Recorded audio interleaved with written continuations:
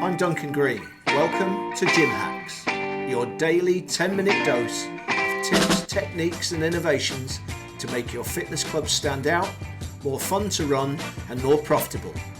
600 seconds of takeaways that will make a difference. Our aim is to provide the very best free content on the web for you gym owners and operators. If you like our content, register for our free 6-week Exponential Growth Formula program. We're helping fitness club professionals generate the maximum revenues possible. Register below to enroll on the next program, which starts on the 1st of next month. Once you've registered, we'll send you the logins automatically. Also, check out our unique implementation service. This is a 100% done-for-you program of effective fitness club marketing, and it's supported by the strongest guarantees anywhere in our sector. Click below for details on this incredible service. But right now, let's get back to today's gym hack. So today I'd like to look at boosting your fitness club revenues, and titled it Uncovering Your Fitness Club Hidden Treasure, because the way to deliver really exponential growth in your club revenue is by following a process, by following a very clear roadmap, a treasure trail, which you can use to analyze exactly what you do and look for areas of unfulfilled potential, where undiscovered opportunity, or partnership areas that are not as mature as they should be. But let me explain in a little bit more detail. So it is possible to double your revenues in 18 months or less. It genuinely is, by following this process. So let's look at how we would work with you to boost your fitness club revenue, or you should analyze yourselves. The first thing is to look at the different areas of your business, the 8 core fundamentals of how you go about your business: lead generation, sales conversion, membership onboarding, membership retention, retail and referral, renewal, recovery and expansion, and look at exactly what you do now and note it down. If you can't write it down, you haven't thought it through. And if you haven't thought it through, it is impossible for you to change it, to train it, to improve it, or to maximize it. So start with noting the blueprint that you do now, good or bad. It doesn't matter.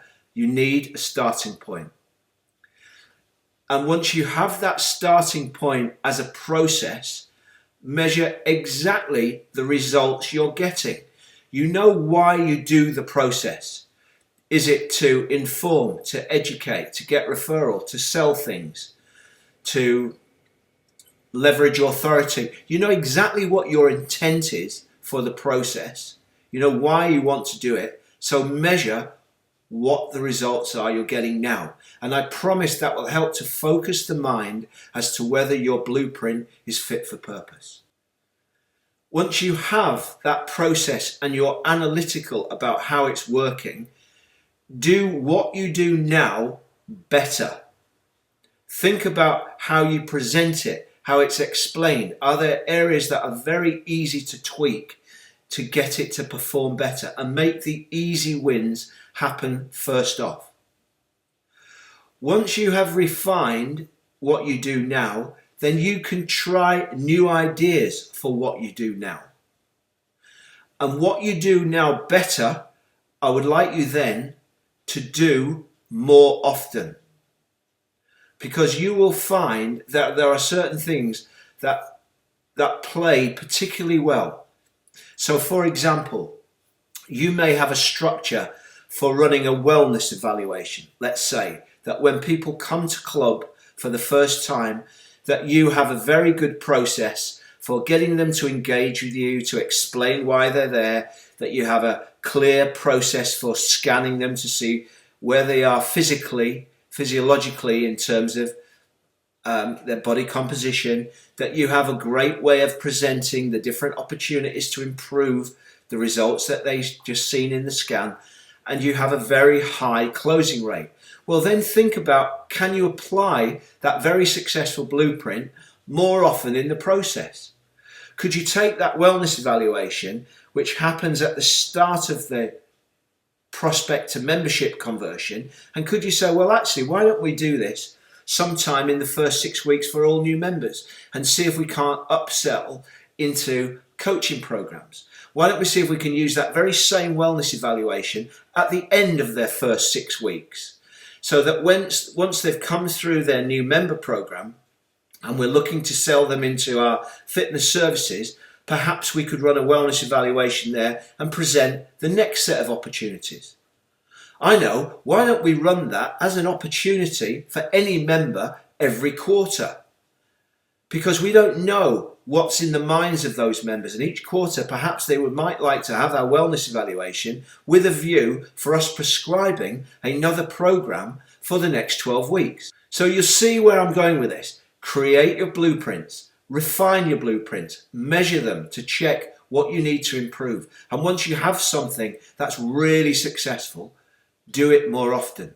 And once you have something to manage, inspect what you expect. Know your starting points. Let's look at your current members to start with. The first thing that you might want to do from a financial position is to boost your initial transaction size.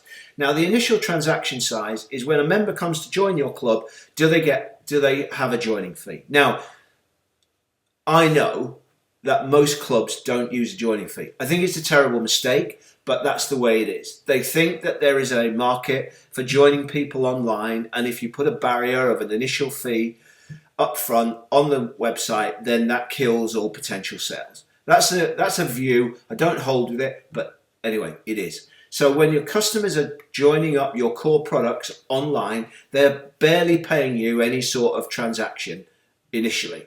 However, what you could do is then look to put in some sort of interview for the new members within the first week of membership status, and perhaps upsell into a new member program. And that could be your initial transaction, the number of upsells into your high service options for new members. Think about how you could increase the average yield of a member. We touched on already this idea of upselling people into coaching programs, into selling them more things.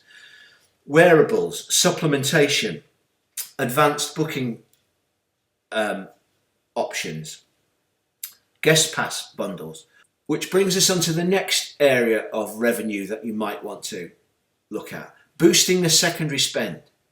The more opportunity people have to spend, if you make that, and we're now talking about websites, magazines, email campaigns, face-to-face events, where you can say to members, here's an opportunity, here's why it's right for you, here's the outcome you can expect. You have a chance of boosting your secondary spend.